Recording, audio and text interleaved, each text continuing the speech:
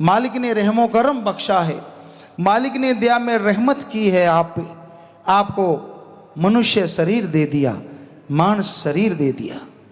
इसलिए इस मनुष्य शरीर का फायदा उठाओ, इसमें वो काम करो जो धर्म में लिखा हुआ है। सबसे निस्वार्थ भावना से प्रेम करो, किसी का दिल ना दुखाओ। हक हलाल कड़ा परिश्रम दशानवादी कीर्त कमाई, हार्ड वर्क करके खाओ, ठगी बेईमानी रिश्वतखोरी भ्रष्टाचार ना करो। जो ठगी मारते हैं, बेईमानी करते हैं, रिश्वत लेते हैं, हमें वो बताएं उनका धर्म कौन सा है। क्योंकि हिंदू, सिख, इस्लाम और ईसाई धर्म में लिखा है कि ऐसा करने वाले महापापी हैं, दोजख में भोगेंगे वो अपनी तमाम जिंदगी। तो उनका धर्म कौन सा है? आप बुरा ना मानना, कपड़ों से तो वो इन चारों धर्मों को ही लगते हैं। हमने देखा है दुकानदारों को ठगी मारते, बेईमानी करते, रिश्वत लेते ऑफिसरों को। सरनेम तो इन्हीं धर्मों का होता है, हिंदू, मुस्लिम, सिख, ईसाई। लेकिन असल में वो ढोंग करते हैं, उनको धर्म की ABCD नहीं आती, सिर्फ पहनावा पहनना आता है या बुजुर्गों की तरह भाषा सीख लेते हैं।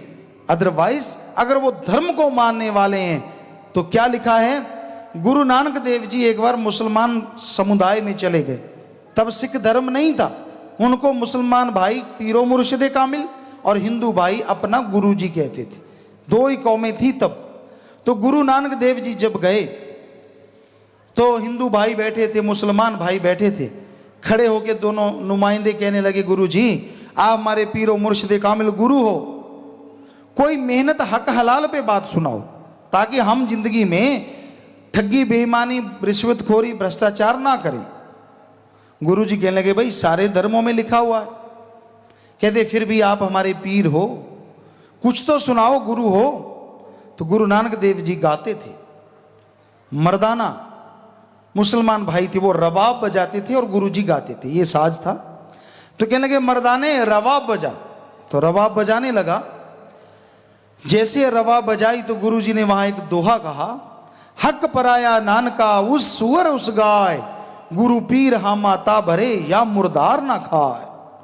हक पराया हिंदू के लिए ऐसे है जैसे गऊ का मांस, और मुसलमान के लिए ऐसे है जैसे सुअर का मांस। जो दूसरों का हक मार के खाएगा ऐसा मुर्दार खाएगा। कोई गुरु पीर पैगंबर उसकी हामी ना इस जहां में ना अगले जहां में जिम्मेवार नहीं बनेगा। तो इसलिए हक मार के नहीं खाना चाहिए, बल्कि हक हलाल कड़ा परिश्रम करके खाओगे, चाहे थोड़ा मिलेगा, उसमें जो मजा है, जो नशा है, जो खुशी है, वो कहने सुनने से परे है। उसका मुकाबला किसी से नहीं हो सकता। थोड़ा मिले पर खाओ मेहनत का, बड़ा ही आनंद है, बड़ी खुशी आती है, बड़ा ही सुकून आता है। और कहीं उस मेहनत की कमाई से आप किसी को दे दें, दान कर दें या किसी का भला कर दें, वो बड़ा ही फलता फूलता है, बड़ी खुशी मिलती है। दान करना चाहिए, सारे धर्मों में लिखा है, पर कोई सही व्याख्या नहीं बताता। क्योंकि जो खुद मांगने वाला वो कैसे बताएगा सही? सही व्याख्या ये है, दान करो पर मालिक की सृष्टि की सेवा में, मालिक की खलकत की सेवा में। आपके आजू बाजू कोई बीमार है, गरीब है, अंगहीन, लाचार है, अपने दान वाले पैसों से उसका इलाज करवा दो, भूखे को खाना खिला दो, प्यासे को पानी पिला दो। बदले में अगर मालिक का सुकून ना मिले तो हम आपको गारंटी देते हैं, यहां पहले ही अरबों रुपए भरे पड़े हैं, बड़े बड़े महल, बंगले, बगीचे, आलीशान मकान बने हुए हैं। वहां जाके चढ़ाओगे, उसका आपको कुछ मिलेगा या नहीं मिलेगा हमें मालूम नहीं, लेकिन जो यहां मिलता है वो मालिक की औलाद। क्योंकि मालिक के बंदों का, मनुष्यों का, इंसानों का अगर आप पता करते हैं, उनकी बीमार पुरशी करते हैं, तो इनडायरेक्टली आप भगवान अल्लाह राम की बीमार पुरशी करते हैं। क्योंकि सबके अंदर अल्लाह राम वाहिगुरु गॉड रहता है। इसलिए कभी देख के नजरअंदाज ना करो।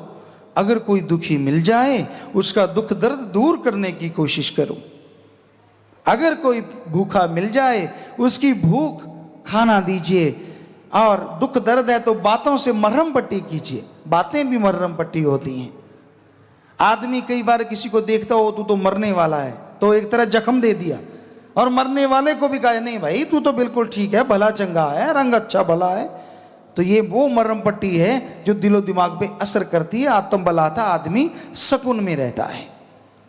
तो इस तरह आप यहाँ कहीं भी किसी को दुखी देखें, वहाँ जाके उनकी मदद करो, उनकी सहायता करो, यकीनन आपको चैन मिलेगा, यकीनन परम शांति मिलेगी।